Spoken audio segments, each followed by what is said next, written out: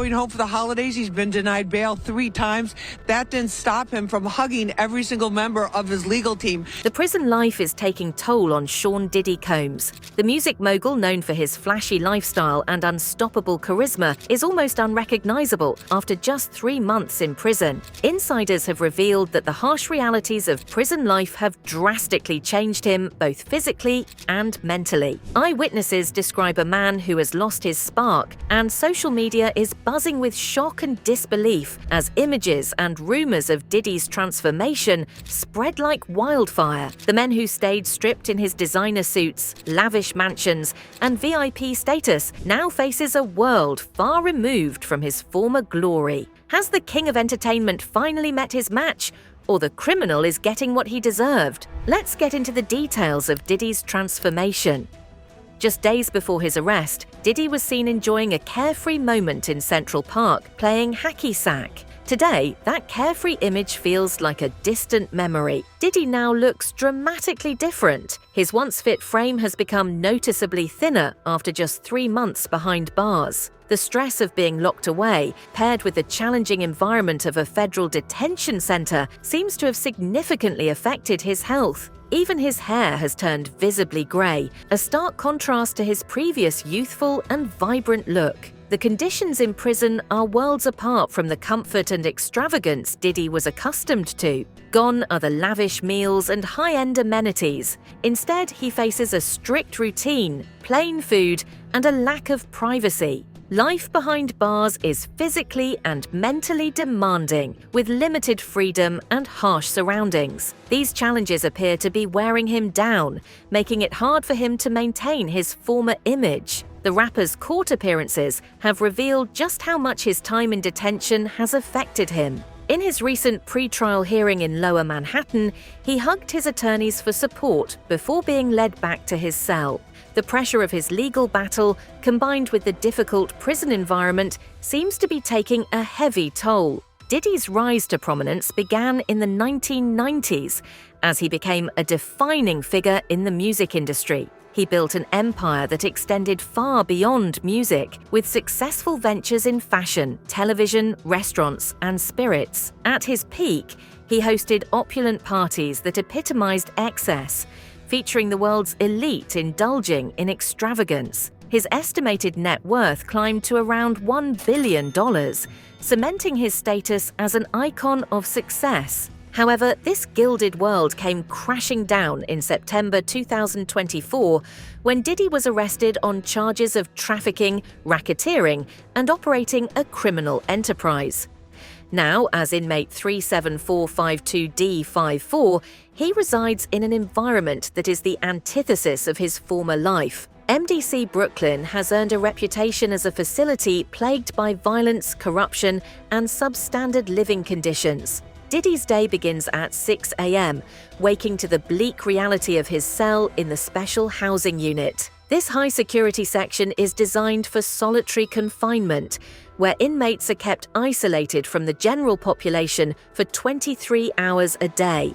Diddy's cell is far removed from the opulence he once knew. It features a narrow iron bed bolted to the floor, a thin mattress, and an all-in-one sink and toilet. There is no natural light, only a harsh strip light overhead. These minimal furnishings reflect the starkness of life in detention, a sharp contrast to the extravagant comforts of his multi-million-dollar homes. Isolation defines his daily existence, with limited human interaction aside from visits by his family or lawyer.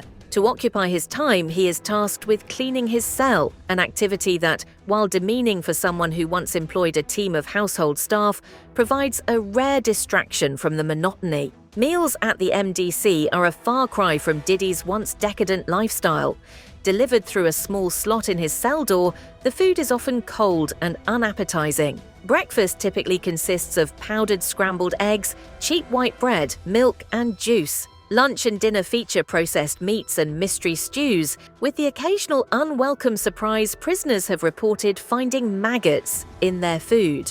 For a man accustomed to fine dining, the adjustment is undoubtedly jarring. While Diddy can purchase snacks and basic goods from the prison commissary, there is a strict spending cap of $160 every 2 weeks. It's an insignificant sum compared to his former wealth, but a lifeline in this harsh environment. Hygiene is another challenge. Diddy is allowed just 3 showers a week, a limited privilege compounded by the poor state of the facilities. Mold, inadequate ventilation, and malfunctioning plumbing are common complaints among inmates. The unsanitary conditions further underscore the inhumanity of life in the MDC, where even basic rights like cleanliness are compromised. Diddy's placement in the SHU is ostensibly for his protection. As a high-profile inmate, he faces unique risks in the general population, where violence is rampant. Inmates wield makeshift weapons, and stabbings are a weekly occurrence. The MDC's reputation for brutality is well documented, with reports of insufficient supervision and widespread corruption among staff. In the SHU, Diddy is shielded from some of these dangers but faces new psychological challenges. The isolation can be mentally taxing, pushing inmates toward paranoia and despair. While he is spared the immediate threats of extortion or assault, the constant solitude and lack of stimulation take their toll. Reports suggest that high-profile inmates like Diddy often pay significant sums for protection, whether from fellow inmates or corrupt correctional officers. This arrangement raises questions about the role of wealth in securing safety within the prison system. For Diddy, his fortune may provide a buffer, but it also makes him a target for exploitation. As Diddy awaits trial, the principle of innocent until proven guilty remains central to his case. His lawyers have described the conditions at the MDC as horrific, emphasizing the toll they take on his physical and mental well-being. Despite their efforts to secure his release on a $50 million bond, the judge denied bail, leaving Diddy to endure his confinement. If convicted, Diddy's future will likely involve continued isolation in a protective custody unit. This arrangement, while safeguarding him from immediate threats, offers little solace in terms of quality of life. For a man accustomed to freedom and indulgence, the prospect of spending years or even the rest of his life in such conditions is undoubtedly daunting. Conversely, if he is acquitted, Diddy's experience raises important questions about accountability and reform within the US prison system. What are your thoughts on it? Let us know in the comments below. See you in the next video. Bye.